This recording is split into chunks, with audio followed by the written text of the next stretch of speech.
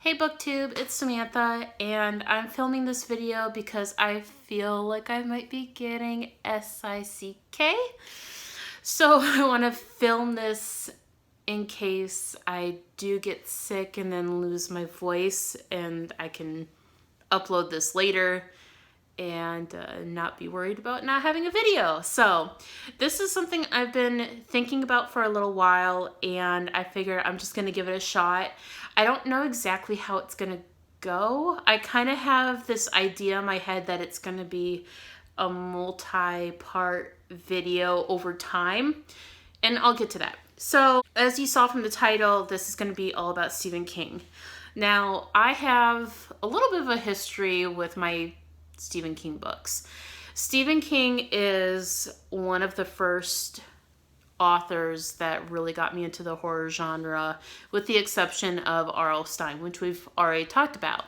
With Stephen King, I started at a very young age, and I think this is a very common scenario for a lot of people who do read horror, is Stephen King was their introduction into the horror genre. To be honest, I don't even know which book was my first Stephen King. I want to say that it was in between Misery, It, or maybe Salem's Lot. One of those three, I think, was my introduction into Stephen King. So I just want to talk about the books that I have read by him in this video and talk about my personal experience with those books. I'm not going to go into them in great detail, or at least I'm not planning on it, because I'm finding that as I'm growing up, my taste with Stephen King is kind of 50-50, and it's not necessarily old versus new. There's a lot of Stephen King fans that are like, oh, his older stuff is a lot better, and then there's a lot of fans that are like, well, his newer stuff is more eclectic. And I'm just gonna share my personal experience with Stephen King, so let's get into it. First book I'm gonna talk about is Insomnia by Stephen King. Well, obviously, I don't need to say by Stephen King. Okay, anyway, I no longer have this book on my shelf because it was okay. According to Goodreads, I gave it 3 stars, and I think that's an appropriate rating for the book. One of the reasons why I read the book was because it is part of the Dark Tower saga. What's really interesting is that Stephen King brings in multiple characters, multiple worlds into the series from his other works. So you'll see in the beginning of some of his books of the Dark Tower series that he will put in bold which books are part of the Dark Tower series that he wrote, which is really cool. One of those books involved in the Dark Tower series is Insomnia. So I wanted to read it to have a better understanding of Stephen King's saga because I love it so much. Again, I'll get to it. I know I'm jumping all over. So with Insomnia, it focuses on this old man who obviously is suffering from insomnia, and he struggles with if what he's seeing is real or if it's a hallucination. Legit, that's a really good summary of the whole book. That's what I remember from it. There was something about a tree where the Crimson King, or where a minion of the Crimson King was staying, but I mean, I really don't remember much of it, so I decided I didn't want to keep it on my shelf. Shelf space is very valuable, so I moved that on. Next book I'm going to talk about is Creepshow, which is actually a book I've talked about on this video. If you want more in-depth discussion about that one, you can look at my Dewey's readathon video, because that's when I read the book, and I think I gave a really good synopsis of my feelings on the book. Overall, I gave that book 3 stars. I think in my video I say 4, but it's actually 3. So I'm kind of surprised by this next one. The next one is Joyland. I remember that when I read the book, I knew that it was Stephen King diverging away from the horror genre and writing something more mystery thriller. And apparently I gave it 4 stars. I, honest to God, cannot tell you a single thing about that book. Nothing. It was not memorable at all. Obviously, I enjoyed it because I gave it 4 stars, but I don't remember anything of it. Next book, I'll pick this one up because I have it. Okay. Next book I'm going to talk about, this is the first one that I'm going to talk about that I actually own, and that is It by Stephen King. I think this is one of the books that's an introduction into Stephen King. I mean, it's so thick though. Especially with the movies that have been coming out. I know the second part is coming out soon, so I think more people have been interested in the story recently, you know, which is bound to happen. I think all of us people who have read the book are curious about how the ending's gonna go, if you know what I mean. Because the ending is a little out of left field, you could say. I think you all know what I'm talking about. So I'm very curious to see if they stick to the book ending or if they try to do something else like they did in the miniseries. We'll see. Overall, I remember enjoying this book. I definitely feel like it could have been cut down a little bit, but I did enjoy the story. But yeah, that last scene with everyone, it was a little weird for me, I'm not gonna lie. Overall, I gave this one 5 stars though. Nowadays, I'd probably give it like 4.5. Next book is also a book that I gave away to a friend of mine, and that is Dr. Sleep. This is actually supposed to be a sequel to The Shining, which I'll get to. So I remember reading this book and I just remember it being really weird.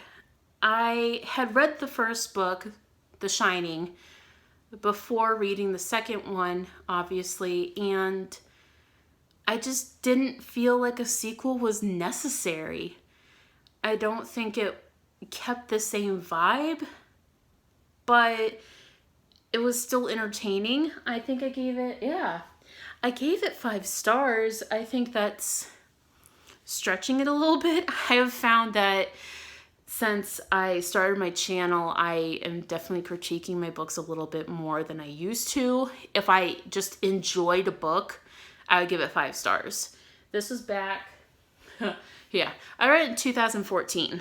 So my reading critiques were not as straightforward as they are now. So nowadays, I probably would have given it 4 stars because I remember enjoying it, but definitely obviously didn't want to read it again because I gave it to a friend. Next one is also another book that I don't have on my shelf anymore. You see a pattern here? Is Nightmares and Dreamscapes, which is a short story collection. It is the only short story collection that I have read by him. I remember enjoying like a handful of stories in that book. But again, this is another chunker book. It's really thick. It's about the same size as it. When I got to the end of it, I just feel like for only enjoying a few stories out of this collection, I really don't feel like my time was worth the investment that I put into it. I gave it 4 stars, but again, that's another one where I probably give it more like 3.5, just because out of like probably, I'm just pulling a number out of my head, this isn't exact, but probably out of like 15 stories or so, I probably only enjoyed like 4 or 5 a lot. This book, I love this book. Salem's Lot. This one is definitely not going anywhere. I have this fascination with reading about vampires. I'm definitely picky with my vampires though. And this is just a blast to read. I actually kind of want to read it again. I don't think it's going to be anytime soon. Maybe more like around Halloween. but it's been a while since I've read it. I really love the character development. It's very spooky, and I love how it ends. I really do. So if you haven't read Stephen King, I understand, again, still thick, but I feel like it's well written, and it's definitely one of his best works, in my opinion. Next one I'm going to talk about, it's not a book that I've ever owned, and that'd be Carrie. I borrowed this book from the library and read it, and I enjoyed it. I remember it was told in a different format than I thought it would. I feel like it was like a news article or like a journal, something like that. It was some different kind of format that I wasn't expecting, which is a good surprise. It was a good thing. It's a short book. One of the few short books he's written. It's like 200 pages or so. And I think it really does a good job of grasping the creepiness that the movie does a really good job of portraying. And by the movie, I mean the only movie, which is with Sissy Spacek. Spacek? Oh God, I don't even know if I'm saying her name right. Sissy Spacek. I feel like that's right. How else would you say it? I'm probably wrong. Oh well, I don't care today. I don't care. Obviously, I gave that one 5 stars, and I gave Salem's Lot 5 stars, and I still hold by those ratings. Those books were really good. Okay, so I told you guys we were going to get to this book, but I love this edition of this book. The Shining, if you couldn't tell, and the whole book is chrome. I just love it. You can barely... It's pretty worn in the back. I don't even know when the copyright is. It's an older book that I got from a book sale. Yeah, 1977. So this is an older book, but I just love this cover. This is another book that I really enjoyed.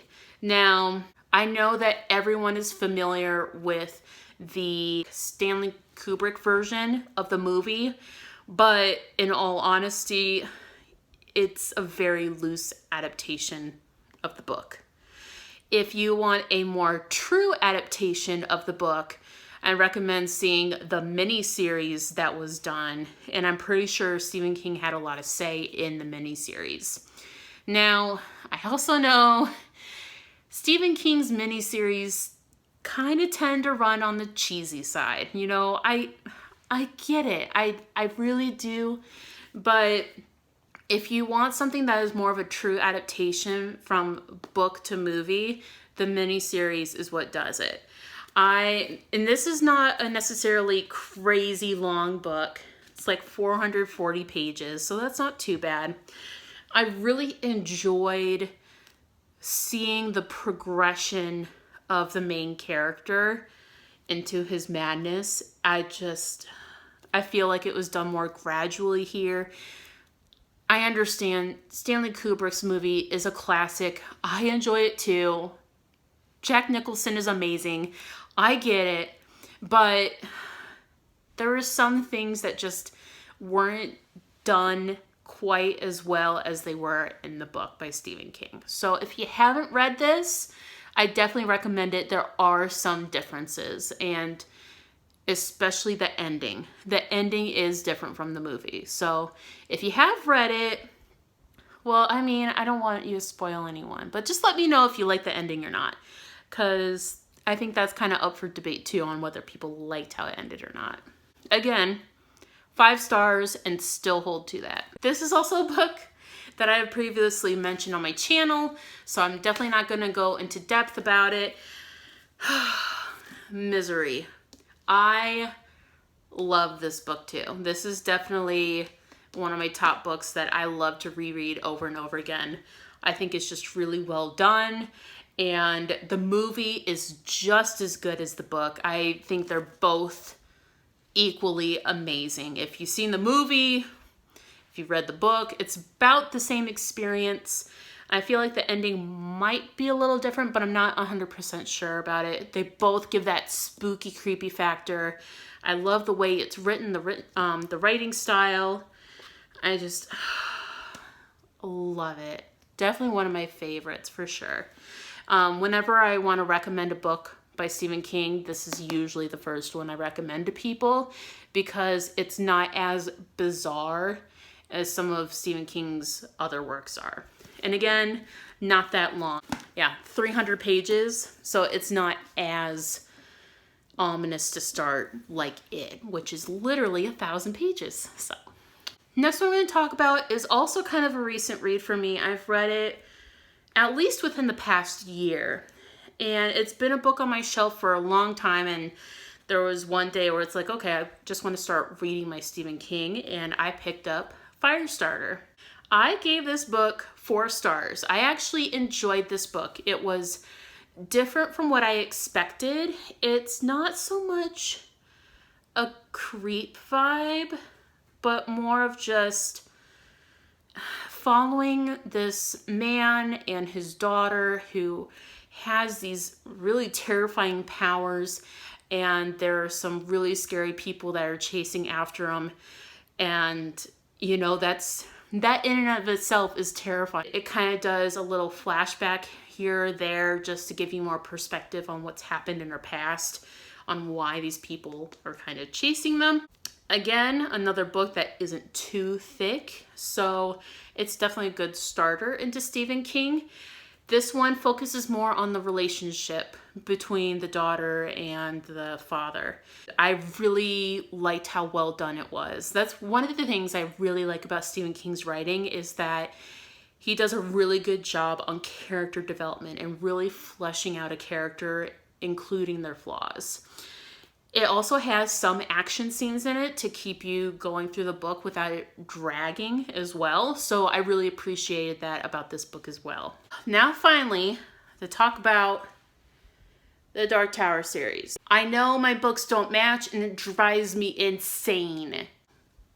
Anyway, we're just gonna go through these one at a time because I have different feelings about each book. Again, no spoilers, but I just kind of want to give my perspective on the books, especially if you don't know if you want to get through that series. Hopefully this will kind of help you on that. First book is The Gunslinger. I've also talked about this book on my channel because it's one of my favorites. This is a book that I don't necessarily recommend to everyone because I do recognize this is one of his more weirder works. Like, this is his magnum opus, like I said. So he doesn't care about what the mainstream audience wants. He is purely writing this for himself, and you can tell because it does not have a mainstream feel to it. So if you've picked this book up before and you're like, I can't believe that's one of her favorites, I hated that book, I actually understand. I get why people wouldn't like this book, but for me, this is one of my favorites. It's got some supernatural elements to it. It has some time travel / alternate worlds to it, which is really interesting. And again, it's the character development that I just love so much. This is a standalone, which I've mentioned before, so if you don't want to commit to the whole series, you can just read this one book and feel like you have a complete story. So you can definitely start with this first one and see how you feel. Now, the second one is The Drawing of the Three. This is definitely a sequel. This is what's really getting you geared up and introducing you to the characters that you're going to be following throughout the series. So you are introduced to... I don't want to say that. I don't know necessarily how to talk about the book without spoiling like one of the major plot points of this book. But this is definitely feeling like a sequel and more of like an introduction into the characters that are going to be followed. This deals a lot more with the alternate worlds going on, as you can kind of assume from the doors here. This is a pretty good sequel in my opinion. I think it's a really good follow-up. And it was really nice to have an entire book dedicated to getting to know these brand new characters before we go on a journey with them.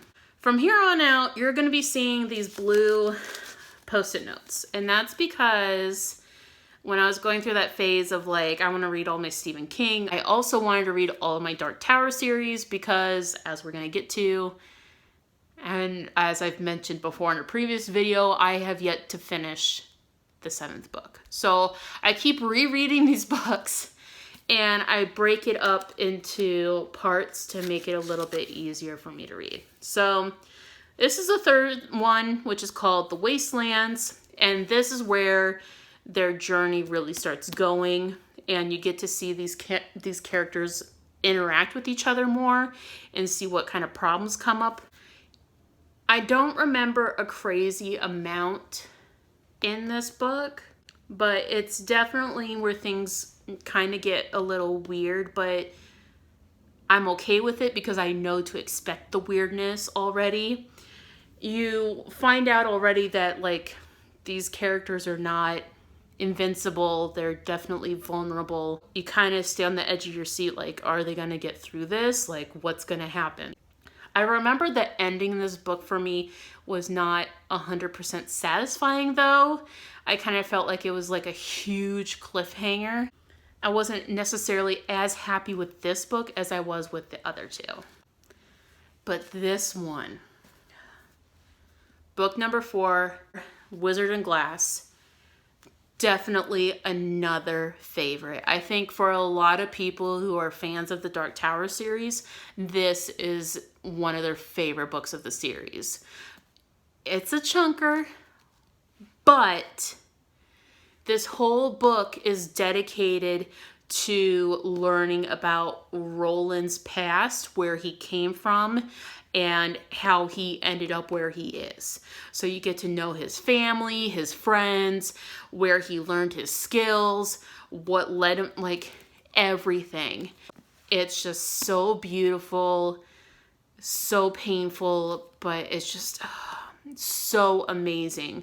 So if you get through the first one, you like it, give book 2 a try. It introduces you to those new characters. So I understand there's not so much action necessarily, but in my opinion, still written well.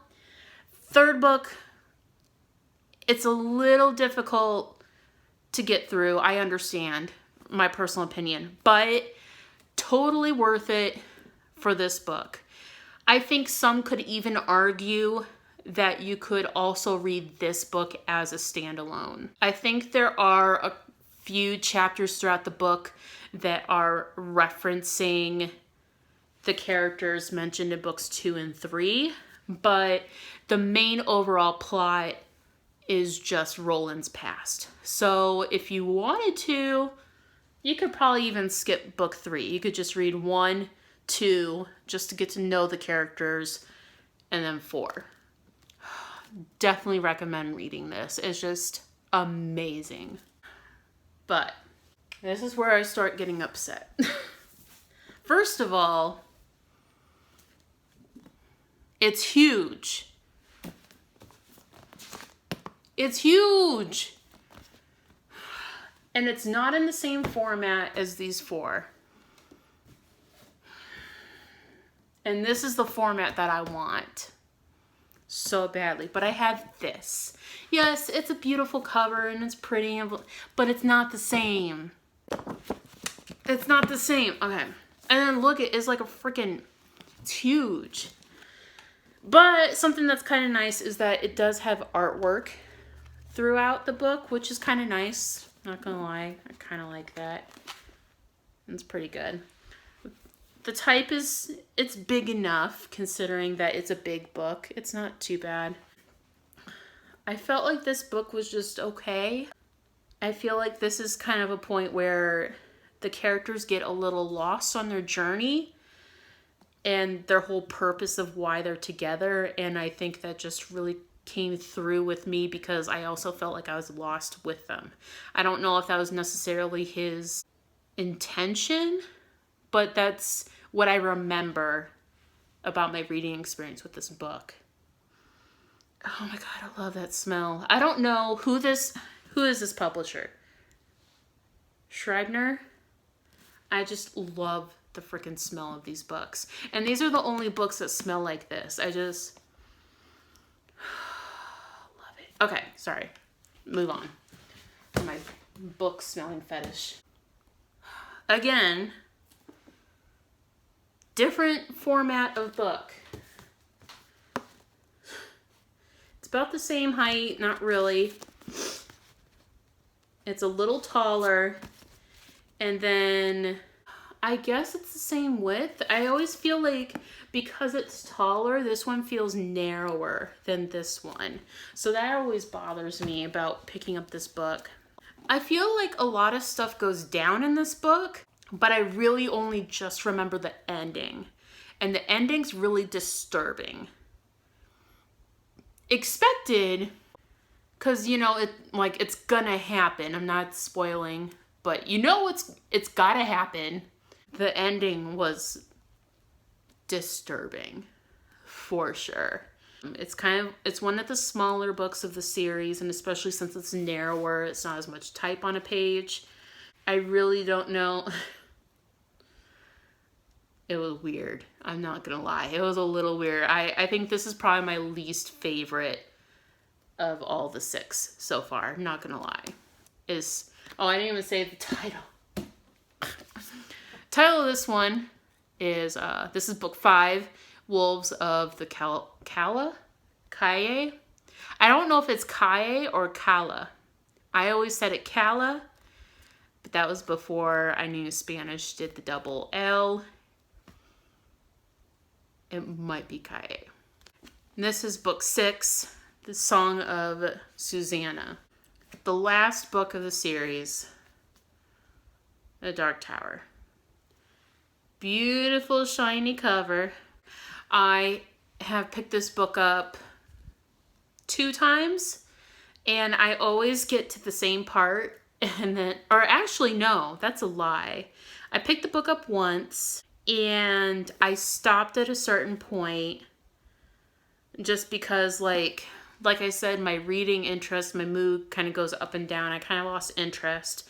And so then I restarted the book, and I got to the halfway point, and then I got really pissed off. I got so pissed off that I stopped reading the book. For people who have read the book before, you probably know what happens at about this mark. And you'll completely understand when I say I am completely pissed at Stephen King. Really mad at Stephen King. But I understand that I really need to finish this book because I've heard people talk about this book and they say they really love this last one. So I need to get through it, guys. I just need to get over that. Because I know what it is. I remember this. I vaguely remember the first half, but I remember this because it has traumatized me. So, hopefully, if you have any interest in reading Stephen King or the Stephen King Dark Tower series, hopefully this has helped a little bit with your decision-making process about what books to read. If you want to know more about the books themselves, I am willing to reread some of these books, especially the books that I still have. I'm not necessarily so willing to reread books I've gotten rid of. With the exception of Insomnia, I feel like it's been such a long time, I might give that a second shot. But the other ones, I'm kind of like, no. But I really would like to go on this journey with all of you because let me show you. So where that big section is missing is all my Dark Tower series books, but I have all these graphic novel books that are related to the Dark Tower series. And then I also have some books down here that I haven't read yet by Stephen King. Over there in the far corner is The Dark Half But, oh, and then Hiding Behind Misery is The Long Walk. But I haven't read some of these books, and I think it would be nice to finally get to them. So if you guys would be interested in me doing maybe a Stephen King reading month where I vlog my reading progress on some books, or if you want to have me do a video at the very end where I read all my books of Stephen King on the shelf and then talk about those, let me know. Or if you want me to just read all the Stephen King books and let you know my thoughts on them, I would definitely do that. I realize there are actually some books that I have DNF'd by Stephen King, so I can also do a video about those books that I just don't want to read. I think there's going to be some controversial ones on that one. Yeah, let me know your thoughts. If you're wanting to know more about Stephen King, if you don't know if you want to commit to a book by Stephen King and you want to know my thoughts, leave some recommendations down below of some books you want me to try out and let you know if it's worth the time. I'm definitely open to it, and I do know that, like I said, his books for me are about 50-50. Sometimes I love them and sometimes they're not the greatest. So let me know your thoughts if you're wanting more about Stephen King, or if maybe there's a different author that you want me to talk more about that you see on my shelves a lot. Let me know. I'm really curious about your thoughts. Until next time, see ya.